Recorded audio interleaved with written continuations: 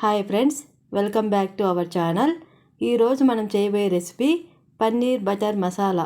ఈ రెసిపీ చాలా క్రీమీగా, రిచ్గా, మసాలా రుచులతో నిండిన స్పెషల్ కర్రీ. ఈ కర్రీ పూరి చపాతీలకైతే అద్భుతంగా ఉంటుంది. రైస్లో కూడా చాలా బాగుంటుంది. అంతేగాక ఇందులో ఎక్కువ కాల్షియం ఉండడం వలన మన ఆరోగ్యానికి ఎంతో మంచిది. ఇటువంటి అద్భుతమైన రెసిపీని ఎలా తయారు చేయాలో ఇప్పుడు చూద్దాం. ఈ రెసిపీ కోసం మనం ముందుగా 200 గ్రామ్స్ పన్నీర్ తీసుకొని క్యూబ్స్ లాగా కట్ చేసి పెట్టుకోండి.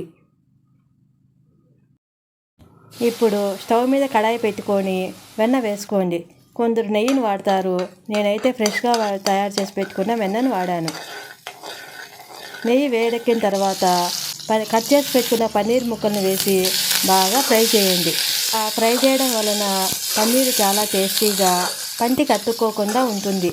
ఇలా ఫ్రై చేసి ఒక బౌల్లోకి తీసి పెట్టుకోండి. ఇప్పుడు అదే నేతిలో 1 కప్పు ఆనియన్స్, 4 కట్ చేసి పెట్టుకున్న పచ్చిమిర్చి వేసి లైట్గా ఫ్రై చేసుకోండి.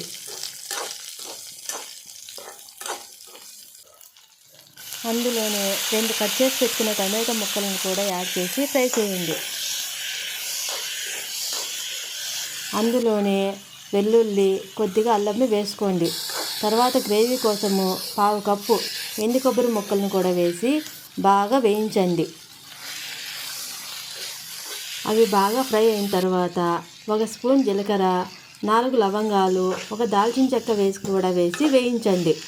ఇప్పుడు అవన్నీ బాగా వేగిన తర్వాత స్టవ్ ఆఫ్ చేసి కొద్దిగా చల్లారిన తర్వాత ఒక మిక్సీ జార్లో వేసి ఈ విధంగా పేస్ట్ చేసి పెట్టుకోండి. ఇప్పుడు అదే ప్యాన్లో కొద్దిగా ఆయిల్ వేసి బిర్యానీ ఆకు, 2 కట్ చేసి పెట్టుకున్న పచ్చిమిర్చి, కొద్దిగా జీలకర్ర, కరివేపాకు వేసి వేయించండి. ఇప్పుడు మనం తయారు చేసి పెట్టుకున్న పేస్ట్ని వేసి బాగా ఫ్రై చేయండి. పచ్చి వాసన పోయేంత వరకు ఈ విధంగా మధ్య మధ్యలో కలుపుకుంటూ వేయించుకోండి. అప్పుడే మన కర్రీకి మంచి రుచి వస్తుంది. అలా ఫ్రై అయిన తర్వాత కొద్దిగా పసుపు, కారం, ధనియాల పొడి, ఉప్పు వేసి బాగా ఫ్రై చేయండి. ఇప్పుడు గ్రేవీ కోసము మీకు సరిపడినంత వాటర్ని యాడ్ చేసి ఈ విధంగా కలుపుకుంటూ ఉడకనివ్వండి. ఒకసారి ఉప్పు కారం సరిపోయిందో లేదో చెక్ చేసుకోండి. ఇప్పుడు దీని మీద మూతను పెట్టి స్టవ్ని స్లిమ్లో పెట్టి 10 నిమిషాలు ఉడకనివ్వండి. 10 నిమిషాల తర్వాత ఫ్రై చేసి పెట్టుకున్న పన్నీర్ ముక్కల్ని యాడ్ చేయండి. ఈ విధంగా పన్నీర్ ముక్కలు నలిగిపోకుండా జాగ్రత్తగా కలపండి. తర్వాత స్టవ్ని స్లిమ్లో పెట్టుకొని మూతను పెట్టి ఒక 5 నిమిషాలు ఉడికించండి. తర్వాత కొత్తిమీరను యాడ్ చేయండి. కొత్తిమీరను వేయడం వలన రుచితో పాటు మంచి సువాసన కూడా వస్తుంది.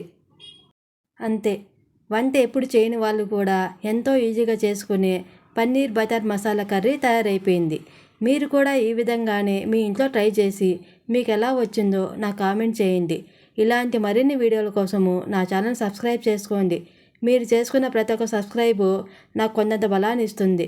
థ్యాంక్స్ ఫర్ వాచింగ్ ఆస్ని హోమ్లీ ఫుడ్ ఛానల్.